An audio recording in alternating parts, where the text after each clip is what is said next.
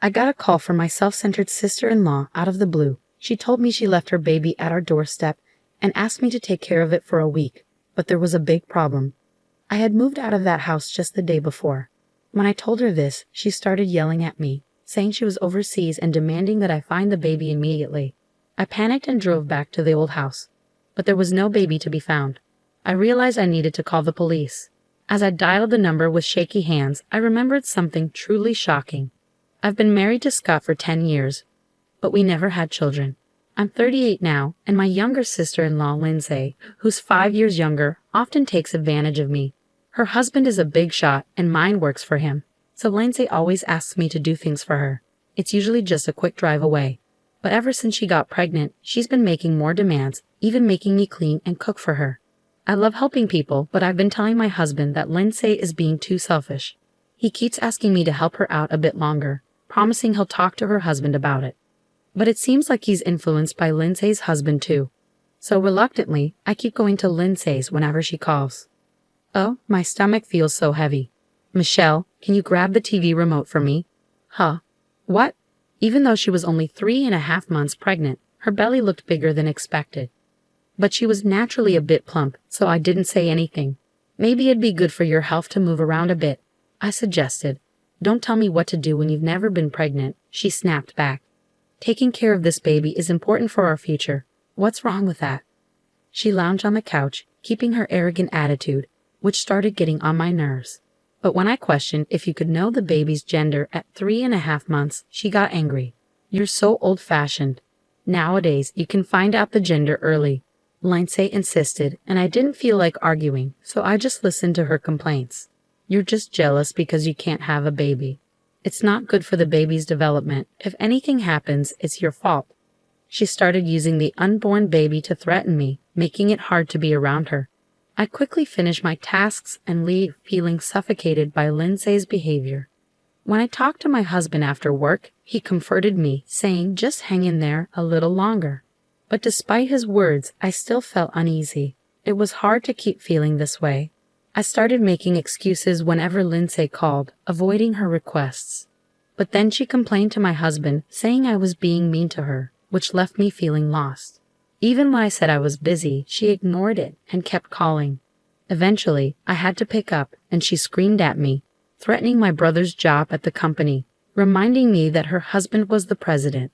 My husband, always gentle and trying to avoid trouble, urged me to go to Lindsay's place. Time went by, and Lindsay gave birth to a boy a month early. The baby weighed over 140, which seemed big for a premature birth. But not knowing much about pregnancy, I accepted it.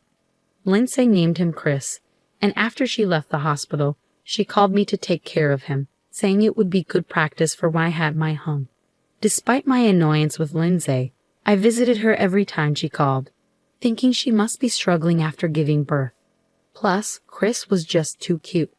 Chris, you're such a good boy. Grow up healthy. Changing diapers and bathing him didn't feel like a chore when I saw his face. But after 3 months, Lindsay started leaving Chris at my house more often. What's going on? You're all dressed up, I asked. I have a dinner with people from my husband's work. You take care of Chris while I'm out, she said, as she regained her strength. I realized how busy the wife of a president could be, and I took care of the baby diligently, but Lindsay started leaving Chris with me more often. Thanks for today. Isn't this too much? Are you just accompanying your husband? My husband is handling an important deal, and I'm helping out. You should too, Lindsay said, forcing Chris onto me and rushing out. I couldn't help but wonder if she was really helping with that flimsy dress she was wearing. Despite my doubts, I couldn't ignore the baby, so I took care of him as usual. But that day was different. When I changed his diaper, Chris had diarrhea. He seemed energetic and didn't have a fever, so I made sure to keep the room warm. In the evening, when Lindsay came to pick up Chris, I told her about it. She accused me loudly, saying I did something to Chris out of spite. I denied it, just as my husband Scott came home. What's all this noise in the entryway, Scott? I trusted your wife with Chris, and now he has diarrhea, Lindsay said, her usually harsh tone turning meek as she started crying. I understand your concern, but Michelle doesn't have much experience with babies. It might have just been a bit cold today. I'll apologize on her behalf, so please forgive her. My husband defended me.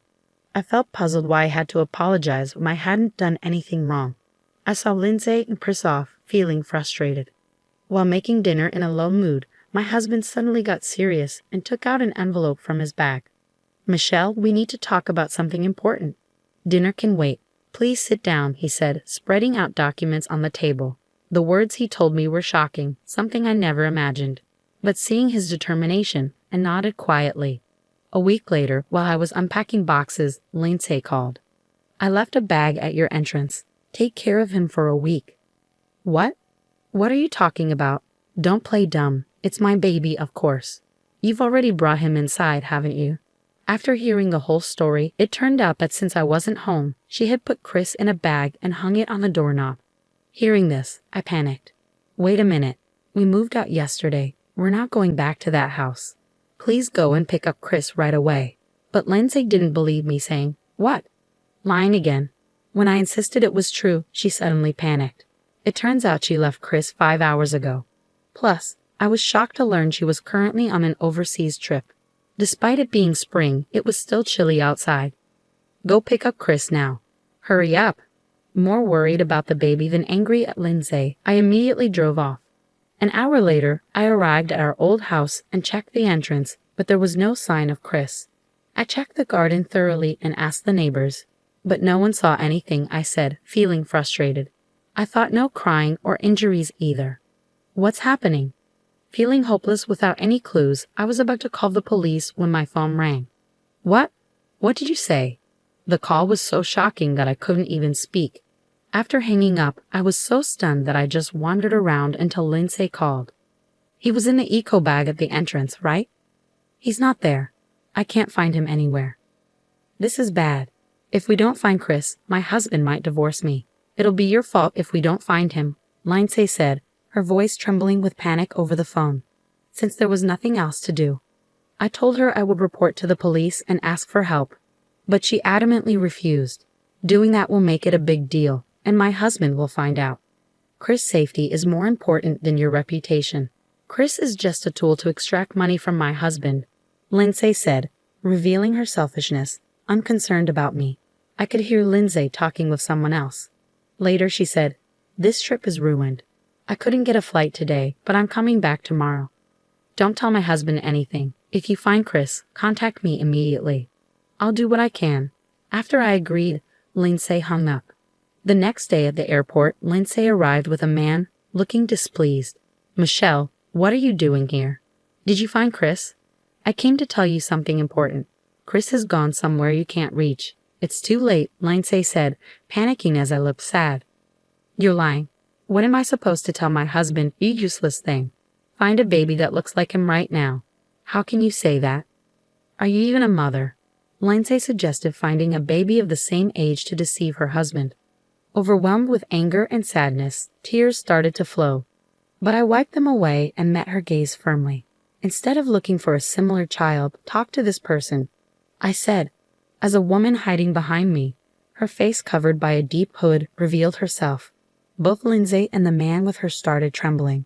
Yes, this woman was the wife of Lindsay's affair partner. The man was too shocked to move as his wife confronted him, yelling, You scum, I'll knock some sense into you. He pleaded pathetically, Please forgive me. But his wife was unforgiving, telling him bite down hard and then slapped him repeatedly. The force was so strong that passersby stopped to watch. After leaving the man collapse and clutching his cheek, she turned to face Lindsay. Lindsay quickly begged and started talking fast. Listen, don't get it wrong. We're not in that kind of relationship. What? Hey, Michelle, stop recording with your smartphone. Lindsay snapped, seeing me recording the scene. But I remained calm. Then how do you explain this? I pulled out an envelope containing emails between Lindsay and her affair partner, along with cozy photos of them from social media. Lindsay tried to grab them from me, glaring menacingly. Snooping like that is despicable.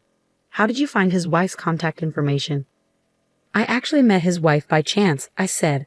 When I saw Lindsay's affair partner on social media, his face seemed familiar. After thinking, I realized he was the husband of the woman who works at my regular hair salon. He too was a hairstylist, but unlike his successful wife, who owned several shops and was skilled, he was known for not working and just playing around. He was a typical husband living off his wife's success. When I told his wife about Lindsay's affair trip, she said, "I've reached my limit. I'm joining in." She came with me, and I was honestly surprised at how terrifying she could be when angry, considering she's usually gentle and kind. The Playboy hairstylist couldn't stand up to his wife and kept begging, "Please don't divorce me." Watching her steadfast refusal, I felt determined. Plus, I started to wonder if Chris was born from the affair. "What? Don't make things up without proof," Lindsay said. "But he was born a month early and weighed over 140 grams. That's definitely too big. Have you been fudging the weeks?"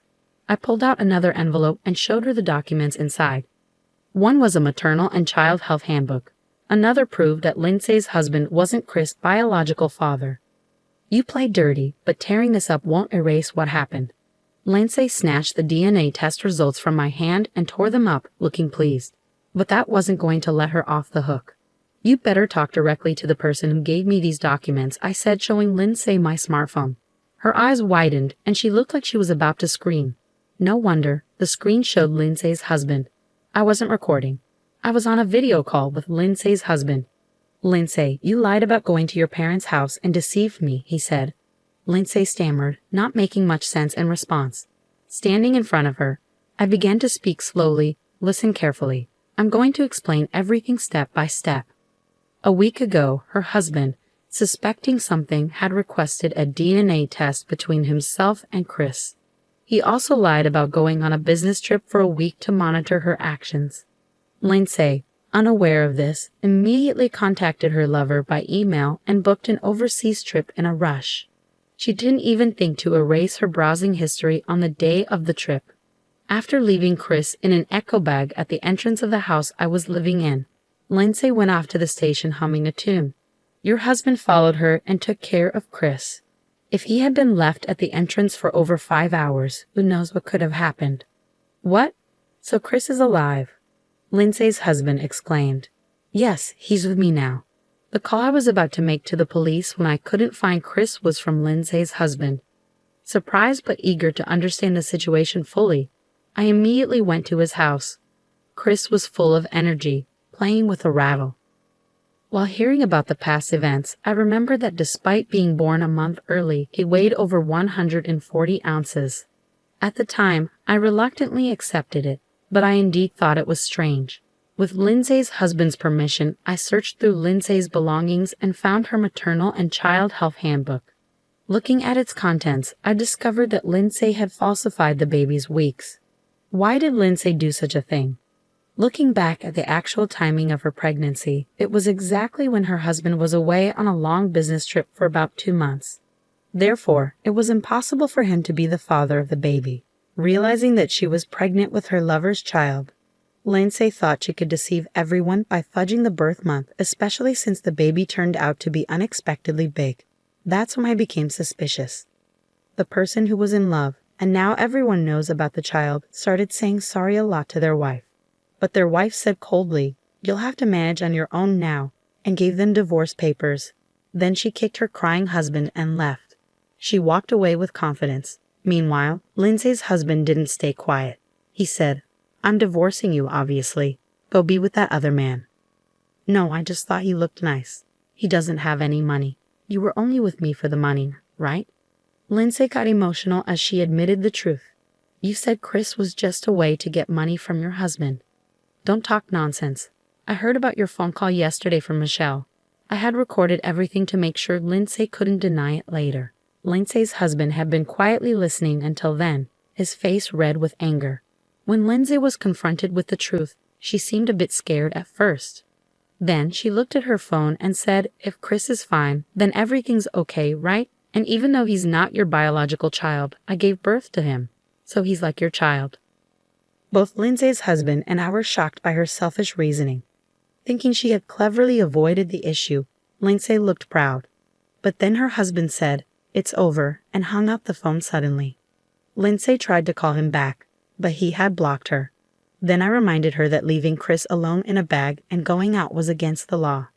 She shook her head in disbelief. I showed her the law on my phone, and she suddenly got scared and collapsed. "Lindsay, it's over between us. Goodbye." Giving Lindsay a cold glance, I walked away, feeling a shiver down my spine. When I looked back, I saw Lindsay's eyes were red, and she had a scary expression on her face. I'll tell Scott you're to blame for all of this because you moved without telling me. My husband decided to move because he felt sorry for me being used by you. He knows everything about what happened, and he never wants to see you again. Lindsay thought her brother would support her, but when she realized he had left her too, she screamed loudly. It's shocking how selfish someone can be, not once considering Chris. Stop crying and go get Chris right now. If I'm getting divorced, I don't need the baby. What kind of person are you? I won't forget what you said. Chris will never go back to you, no matter what. After cutting ties with my sister-in-law for good, I walked away with a strong determination. Later, I reported Lindsay's cruel act of abandoning the baby to the police. Although Chris was quickly kept safe, what Lindsay did was considered too heartless, and she faced serious consequences from the police. Lindsay ended up getting divorced by her husband and rejected by her own family, leaving her completely alone. She was sued by her ex-husband for leaving the baby and deceiving him, and he demanded $30,000 in compensation. Lindsay and her lover had to borrow money to pay the settlement, and because they'd borrowed from a sketchy company, Lindsay had to work in a shady place to pay off the debt. My determination was to raise Chris as my own child. When I shared this with my husband, he happily agreed. Oh, and I almost forgot to mention, I'm also expecting a new baby. I'll take care of these children with love and make sure they have a happy and free life.